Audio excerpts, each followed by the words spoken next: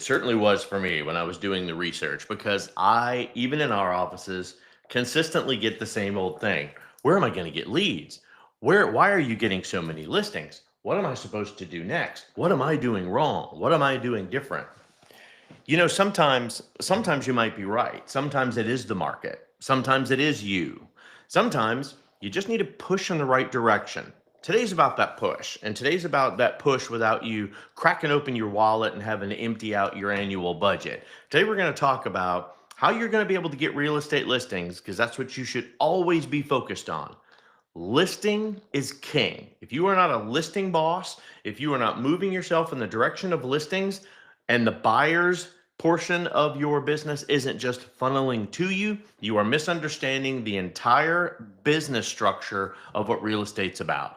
So today, we're going to talk about those of you that need to reset yourselves, how you're going to get your real estate listings in any market on a smaller budget. So reset.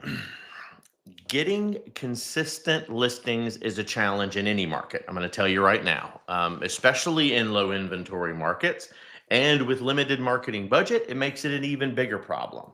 Luckily, there are lots of creative strategies out there. They're proven and most of them are free. I'm going to go over today things that you don't want to do and you don't have to because I'm going to give you some supplements that are going to allow you to push yourself in a direction to generate business. And here's the quick facts. If you're pushing yourself to do business, business will come. If you are consistent in generating conversation, business will come.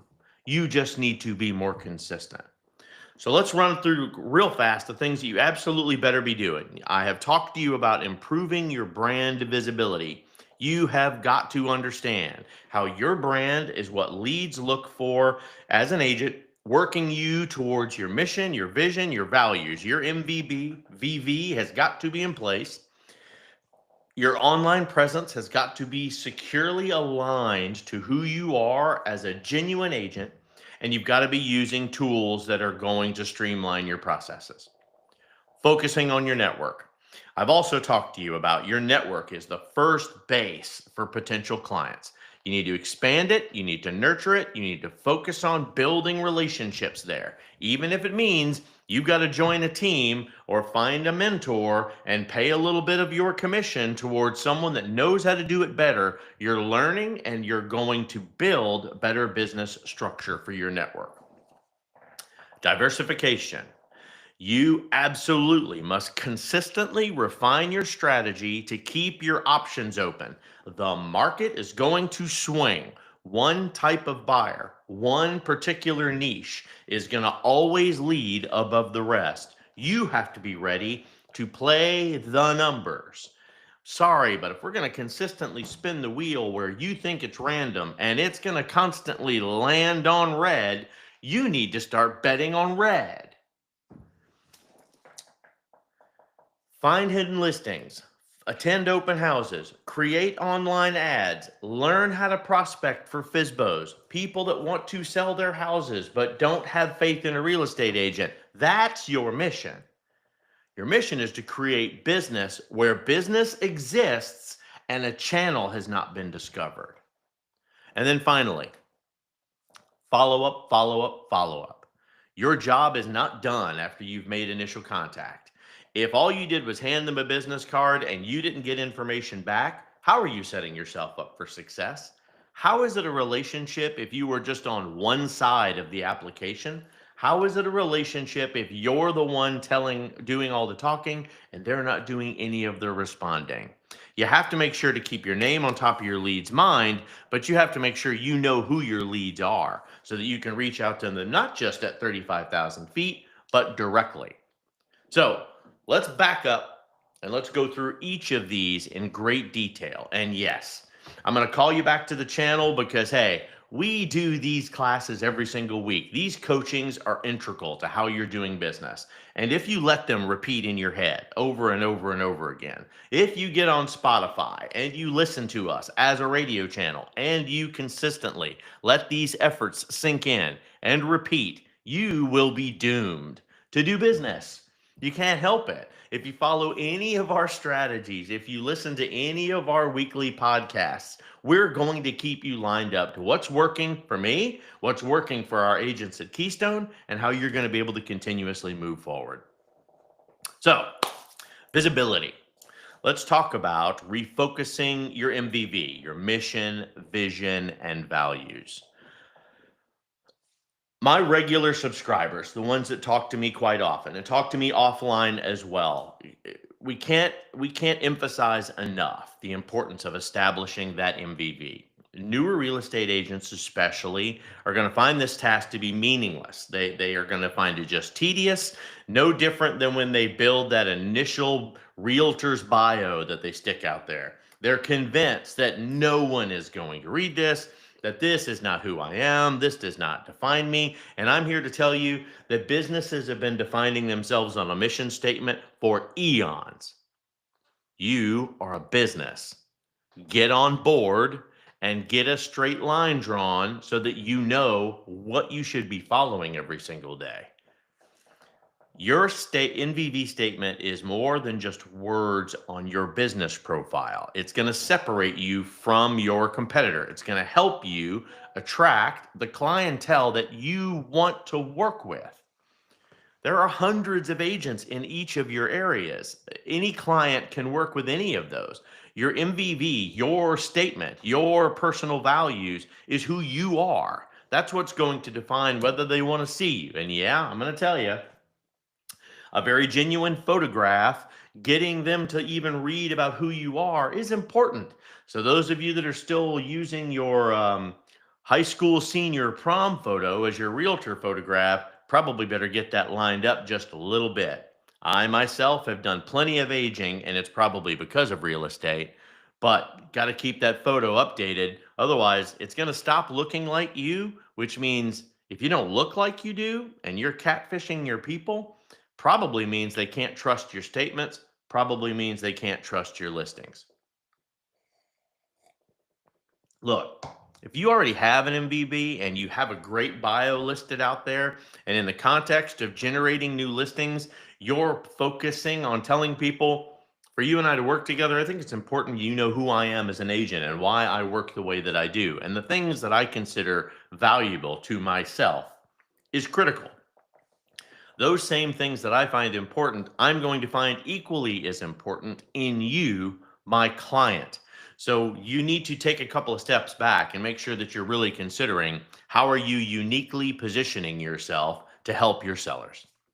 A homeowner's choice of agent is driven more by what you offer than it ever is about how it benefits them. You can't be everything to everyone, right? So that statement's going to be the crucial first step on how you're going to resonate with the clients that you are focusing towards. Carve out a couple of hours this weekend. Really think it through. Look at your bio if you already have one. Run it through AI. Have your AI engine look you up on Google. We talked about this last week, and see, am I who I think I am? How am I representing myself as a real estate agent? And see what comes back. If AI can't find you and can't actually regurgitate your mission statement back to you so that you can see it, trust me, no one else is finding it either. Write down what you do find and make sure that you're building on that and creating a strong pillar of excellence that you can deliver against. Next, your online presence.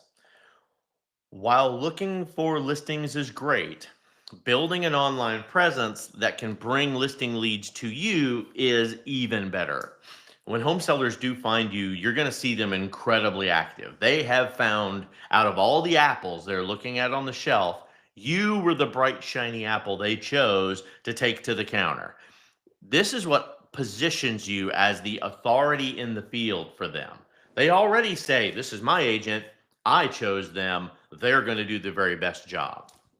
So make sure that you've got an online presence that supports that in several ways. Pardon me.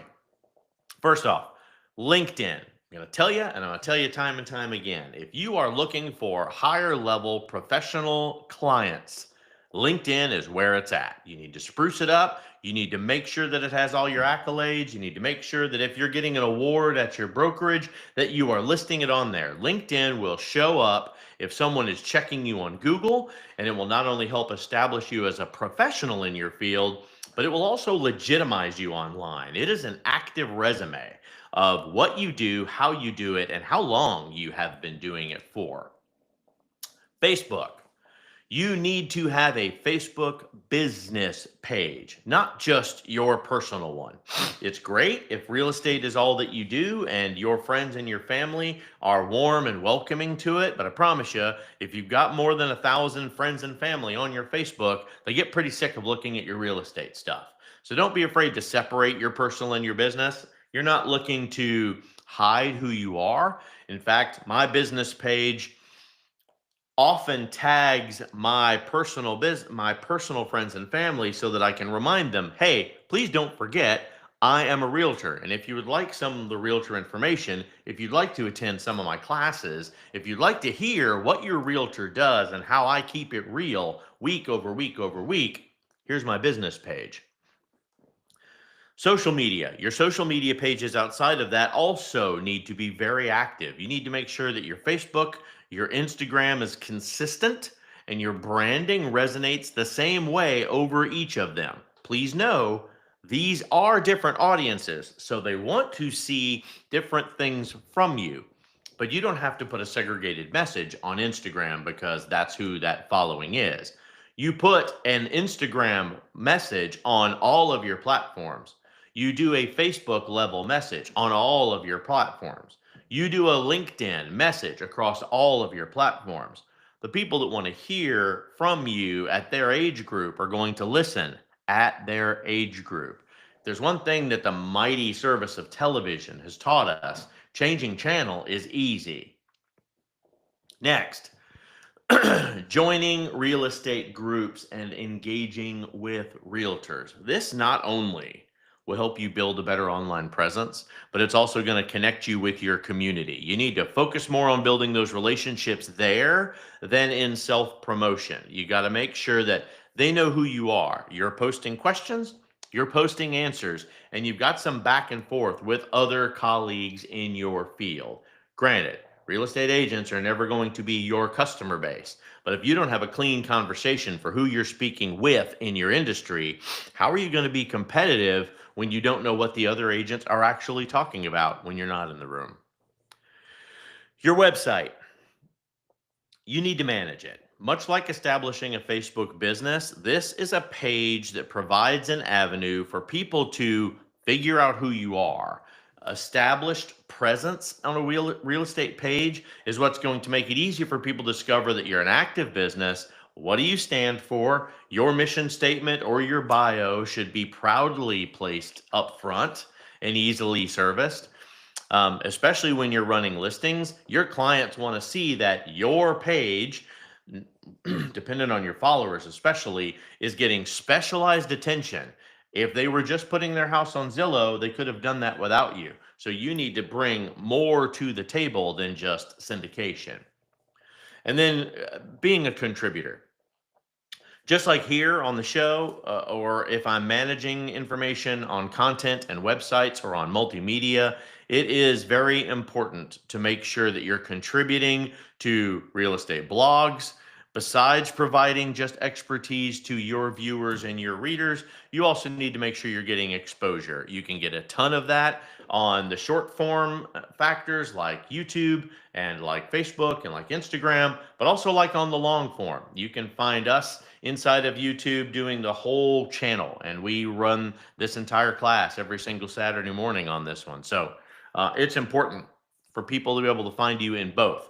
They'll probably look at the header, or they'll look at your quick clip statement or your fast reel to get you to the long form YouTube channel. If you're speaking the truth, if you're speaking to people in the way that you want to do business, trust me, they'll tune in and they'll listen.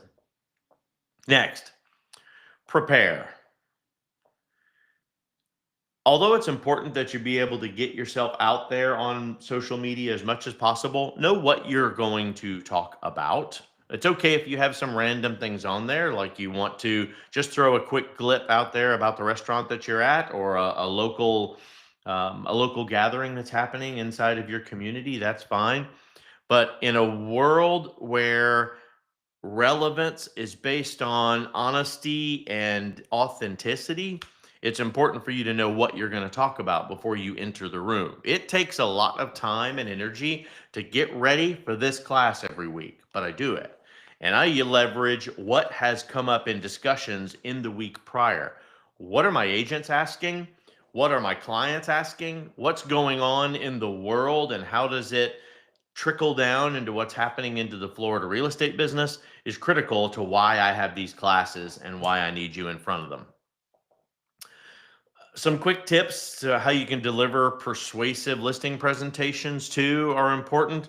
You got to know about the listing. You got to know about the comps in the neighborhood. You got to be able to create a listing marketing plan that your clients are going to adapt to. You need to be able to rehearse your presentation until you can deliver it smoothly, confidently, with eloquence. You need to be able to learn that the most common objections that your sellers are going to have, especially with new agents, those objection handlings need to be addressed with confidence. And then personality plus in your presentations. When you are presenting yourself and the brokerage you're working for, your branding is everything. You want to make sure that your presentation is informative and unique to you, however, in a way that's going to help you stand out, differentiate yourself, but always standing firm on yourself and the way you do business and the brand that is supporting you. Next, remain focused on your network. You need to schedule regular calls with your sphere of influence. Everybody in your database is a potential real estate lead. If you schedule a few folks every single week, you're going to talk to most of them 4 times a year, once a quarter. If this will work really well, I think, especially if you're a newer agent, because the people in your sphere are most likely going to know and trust you enough with the biggest and most important financial transaction in their lives. You need to call people in your sphere, talk about your shared interests and the connections, and then add one simple script at the end of each call like this. I was really hoping that you might feel comfortable enough recommending me to anybody that you might know. I would love to be able to help people that you love and trust buy and sell their home to. Could you think of somebody, perhaps a coworker, a friend, a family member who might be looking to make a move and introduce me? How do you get started on something like that? It's as simple as adding everybody in your contact list to your CRM. It's as simple as tagging people inside of your messages of the week, inside of your social media.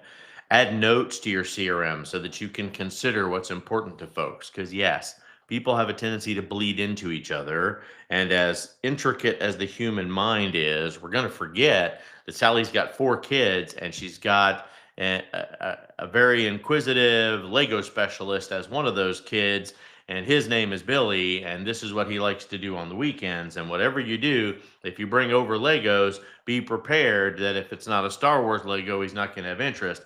Things like that are going to get really hazy when you start meeting hundreds and hundreds of contacts and meeting their families and their children's. What you need to understand about Billy is he needs his own playroom. So when that family is out looking, he wants a room that he can display his showmanship and his Legos and his interests, and make sure that he's got a separate room that he can play in. So when you're finding the right move for that family, you need to be considerate of Billy just as much as you do mom and dad, or just mom or just dad that's going to be the one buying the house.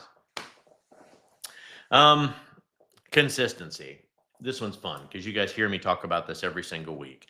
Pick your real estate farm, pick your golden neighborhood, pick the area that you want to do business in, and stick to it.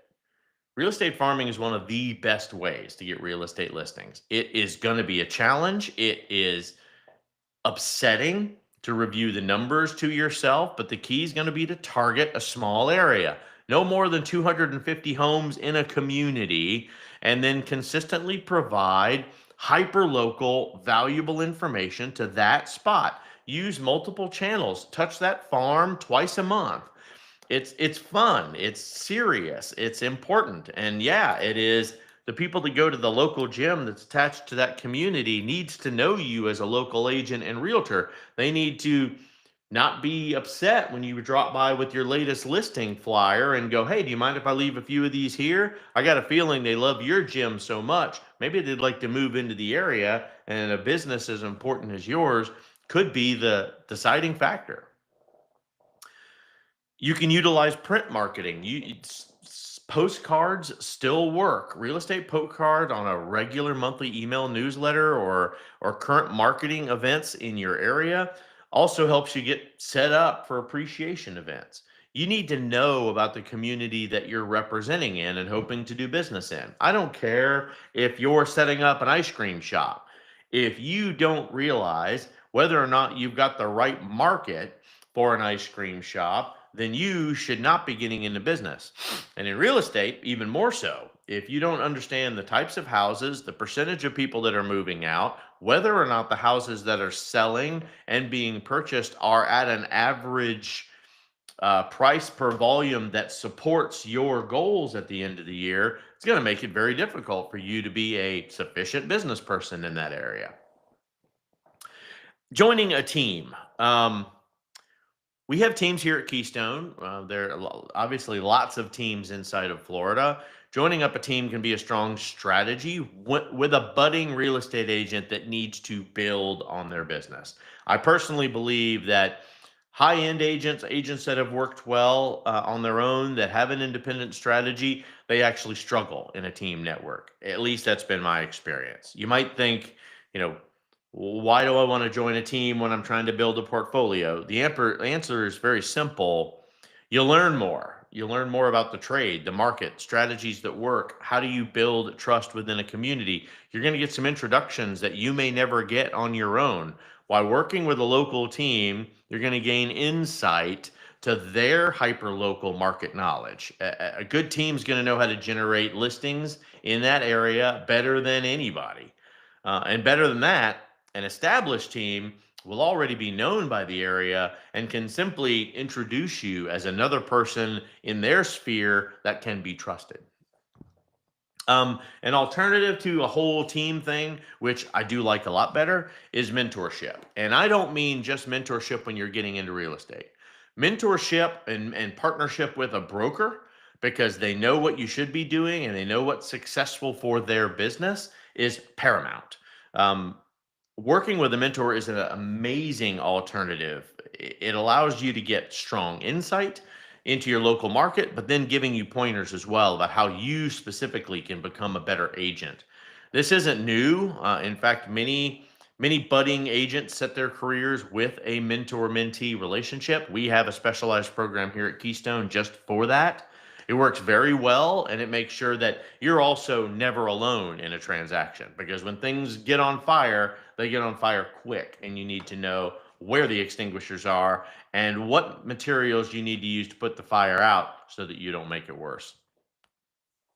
A lot of mentors and brokers are happy to mentor you. And if you join their team as a junior agent, even more so, because then you're going to get the camaraderie that you're probably looking for and the support structure that you need while you're kicking off the business. As a seasoned agent, when you find yourself disconnected from your market, get reconnected to your broker. You need to find out, what am I doing wrong? What am I doing different? What has changed in the market that I'm not picking up on? What about my niche has now left me in the cold? And it may be as simple as technology. Anytime that you're utilizing a tool in your business and the tool has gotten better or the tool has evolved and gone a different way or is targeting a different audience, it may not align to your values or what you're doing daily in your business hustle. So it's important for you to understand how to stay connected, and your broker will know or should know how and what is going on in the market that you can adjust to. Let's talk about a little diversification of generation strategy. Don't knock door knocking. It's one of the oldest, well-founded measures in sales, especially in the United States. Not groundbreaking. It's probably not the most modern in lead generation strategies, and it's certainly not the easiest one.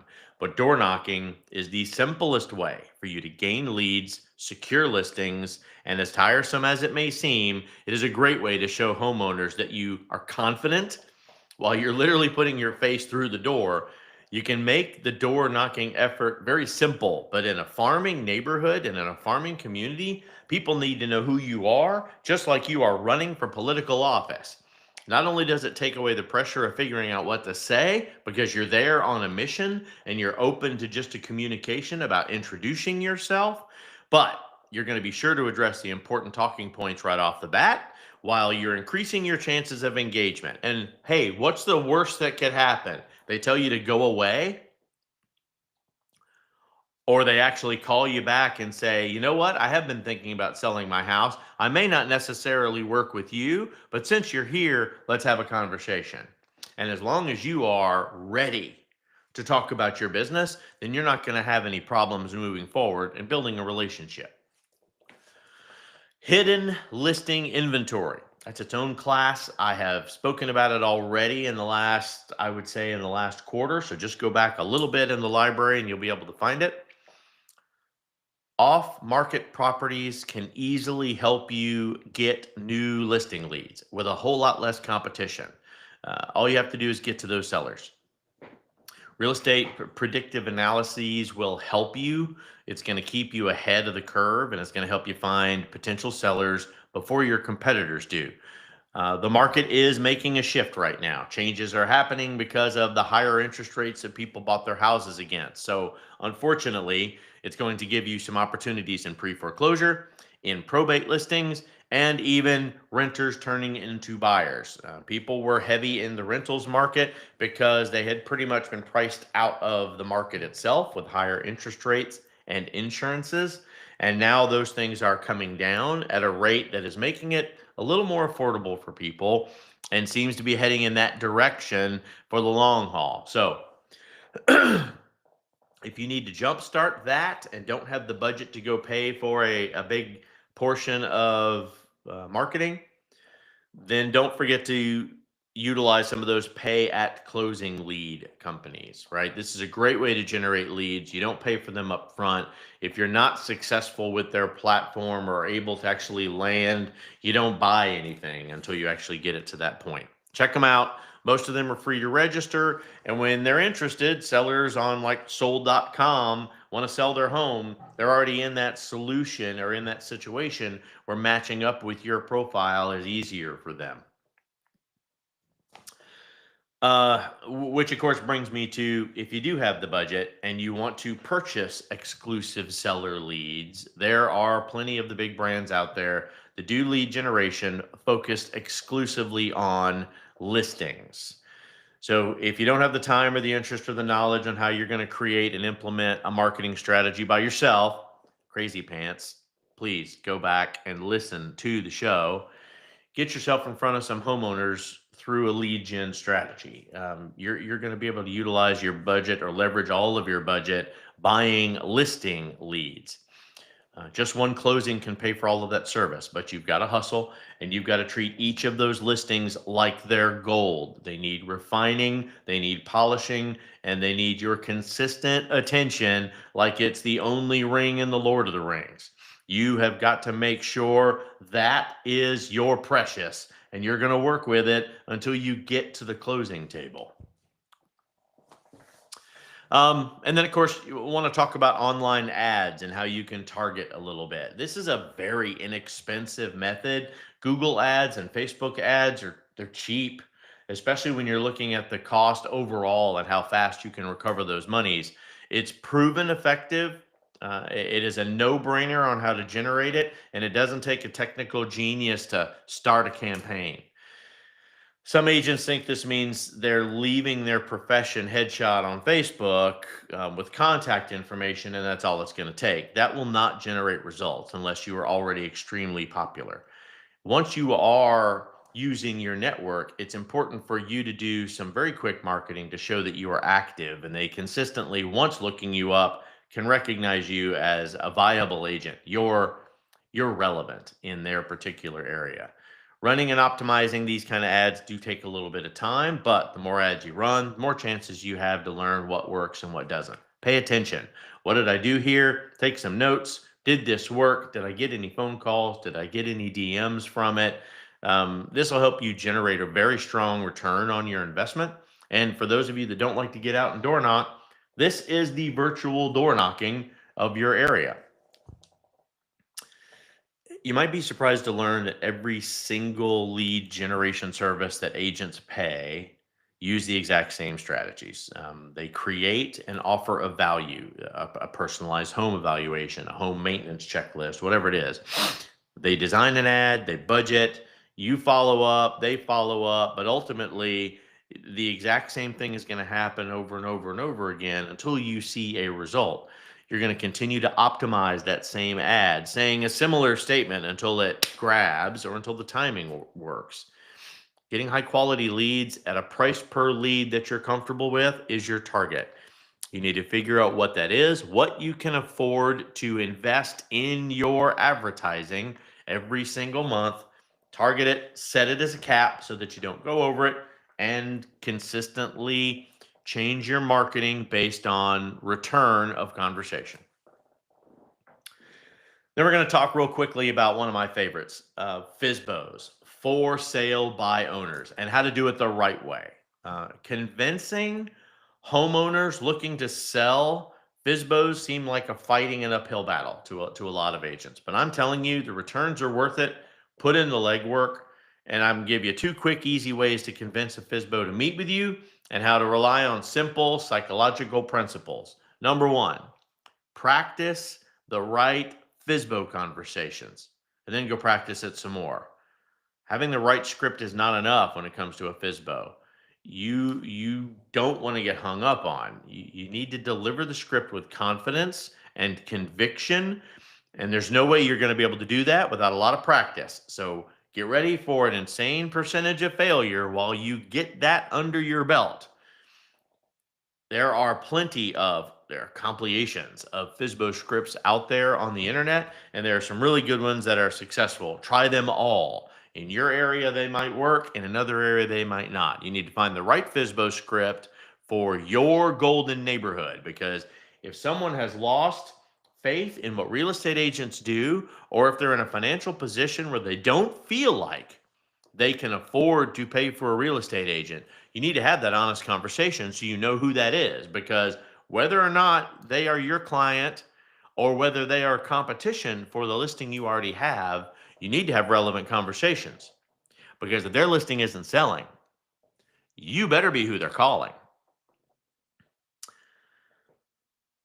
Leveraging FOMO when you're writing these kinds of things, the fear of missing out. Nothing is more fun than driving by a FSBO, a for sale by owner, with a listing flyer that, as a professional, you can drop off at their house, just telling them, hey, here's another house similar to yours in the community that I represent. If you would like me to bring them to yours as well, I'm happy to bring some buyers by here, but I need to take a look around your house and let's get a representation agreement. So specifically, if I bring you a buyer, you're willing to pay my compensation. There are some amazing FSBO flyers out there and FSBO postcards. I mean, it can be as simple as, if you sell your home yourself, you could lose $55,000 in the process. Trust me, that'll get somebody's attention real quick. You can do some very fast averages. You can put some real good quotes on there. Believe it or not, many homeowners miss out on thousands of dollars when they sell their home. The truth is, selling your home with a realtor can cause huge losses, like in a sales scenario that I just described. Or you could work with me. I recently helped homeowners in your neighborhood, just like you, selling their home for asking or above asking price. But the negotiations is when the battle ensued. And without my skill set, my client would have been taken advantage of. Without a seasoned realtor on your side, you will be taken advantage of too. Coffee's on me. Let me know how I can help. And then I want to touch a little bit on conversion. Um, Probably the best way for you to get some practice about talking about real estate is when you are in an environment that people already want to talk about real estate. Yeah, I'm talking about open houses. Open houses for a lot of you seem like a complete waste of time. A lot of agents tend to avoid them, but I'm not leveraging these opportunities is putting you in a position where you're not having relevant conversations with people that are already out looking to buy a house. Neighbors in the area, especially, like to come by and see what the neighbors are selling their house for, how well they're selling their house. They may not have any intention to buy today. They're going to remember you if you represented their neighbor or friend's house appropriately. The odds of a visitor who needs to sell their house showing up is slim to none. But the practice, the relevance, the right conversations, the lead generation for the future cannot be priced. Open houses are a fantastic strategy, and it's the best way for you to get future listings and to become a repeated name in a community that you're trying to work on. There's a great book out there called Listing Impossible. If you get a chance to read it, Yawar Charlie is the author. I honestly wish that there was more articles like this. It's very short. It's not like a bestseller or anything, but it makes sense. And I'll quote a little bit from the book. I always looked at open houses as an opportunity to pick up, but a buyer never picked up a listing. I wish I had thought about it in a different way and considered that this was an opportunity for me to meet neighbors, for me to expand my network, for me to tell them about what I could do for them and potentially pick up additional listings in the area. It's about the potential, and it's always been about the potential. And one thing that Yawar describes in his statements in that article is how many times that he forego doing something that seems cumbersome and seems useless because there are no numbers to support that you did it with purpose. It cost him an opportunity to become a better agent if he wouldn't have participated. So before the big day, obviously, before you go jumping on top of representation for someone else's listing or a listing of your own, you do need to learn some basic open house scripts. Make sure that you can drive the conversations in certain ways so that they can um, smooth out the local gossip, and make sure that you understand enough about the things that happen in the area that would be beneficial for them to be a new homeowner, for example. And make sure to review some of the best open house ideas on the internet and make sure that you're being relevant during the showings. Then, of course, follow up. I can't say this enough in every single class I have. Even if you generate a ton of leads, buy a ton of leads, save a ton of leads, if you don't stay in touch with them, they will forget about you. Your best friends, your family, your colleagues that you work with every single day. If real estate is your side hustle and you don't present yourself as, hey, I'm also an active real estate agent, I don't expect you to walk into your business meetings and hand out real estate business cards to keep people on point.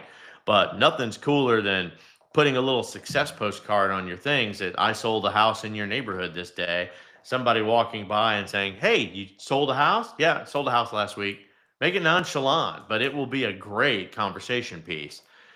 Automating your follow up is also key. Make sure your CRM and your social media is working for you so that you're selling houses even when you're asleep. If you are looking for an easy plug and play solution, HomeBot is great. It is a good technology. Every single month, your Sphere is going to get an email update with estimated home values, hyperlocal data, neighborhood trends. It's a cool, it's a cool tool. It can run a little pricey depending on the area that you're using it in, but I like the HomeBot system a lot, and it'll help with some of that automation. And then, of course, the old classic, just sending out an update postcard. I mean, wow, you just sold a house. You made a commission. You need to take a percentage of that commission and sink it back into marketing in the same area that you just sold a house in. Let me be clear. The whole time that the listing was there, they had a sign in the yard and there was active marketing happening throughout the internet, on Zillow, on realtor.com, to make sure that everybody knew that you had a house for sale. What happened when it sold? If you don't draw a tight circle around that, and at minimum, send out a postcard, at minimum, do a Google or a Facebook area review showing that you just sold a property. How are the neighbors going to know that they've got a successful real estate agent that is selling a home on the same street? That's the only way that you're going to get it done. While not every demographic is going to respond well to a postcard, it is still one of the cheapest mediums out there.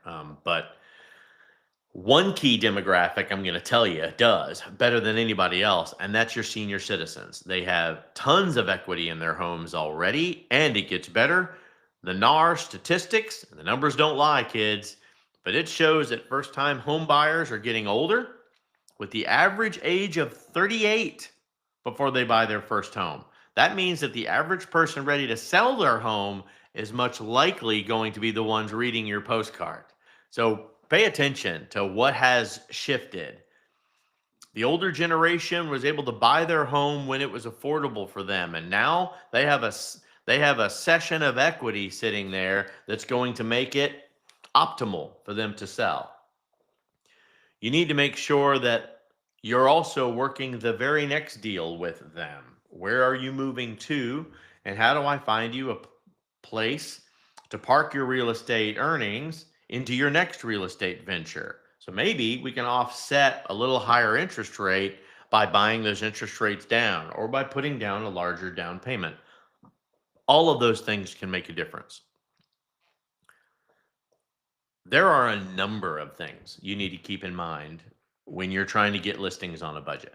But that's why it's important for you to stay open to it. Keep up with the legwork. If you've got some other tips and things that fellow agents need to know about that's been successful for you, trust me, sharing is the best way for real estate agents to respect you in your field. You're not losing any business by working with a competitor. Trust me, your best friend might work with a much bigger agency or have a much bigger success ratio than you. Treat them like they deserve. Buy them a cup of coffee. You need their experience. You need to understand what has been successful and relevant to them, and maybe, just maybe, what you're doing wrong. Enjoy your day. Do great business, everybody. Hearing good things. And here comes the swing for spring in the market. This is our favorite time of the year. If you have set yourself up for success, like we've been teaching you since December, you should be armed and ready for the battle that's about to ensue. The spring season can carry your career for the entire year. You can hit all of your budgets. This is your Black Friday. Go hit your numbers and have a great season. Looking forward to talking to you again next week. Goodbye, everybody.